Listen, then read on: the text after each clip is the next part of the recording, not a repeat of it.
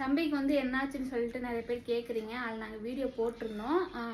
வீங்கி இருக்குன்னு தானே சொன்னோம், ஆனால் என்னன்னு எங்களுக்கே தெரியல அப்படின்னு சொல்லி சொன்னோம் இல்லைங்களா. தம்பிக்கு என்னன்னா விளையாடுறப்போ காலை மிதிச்சிட்டாங்களாட்டுக்கு, அதனால தான் அந்த வீக்கம். ஆனால் வலியே இல்லைன்னு தான் சொன்னான். போய் ஹாஸ்பிட்டல் போய் பார்த்தோம். சரி ஒன்றும் பிரச்சனை இல்லை அப்படின்னு சொல்லி வந்து சொல்லிட்டாங்க. அப்பதான் மனசு நிம்மதியாக இருந்துச்சு.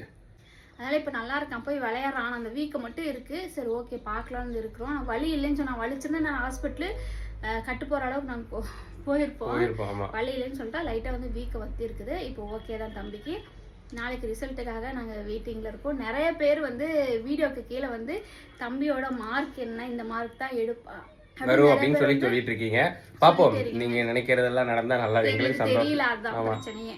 அதாவது 10வது ரிசல்ட் பார்க்குற எல்லா குழந்தைங்களுக்கு வந்து எங்களுடைய மனமார்ந்த வாழ்த்துக்கள்.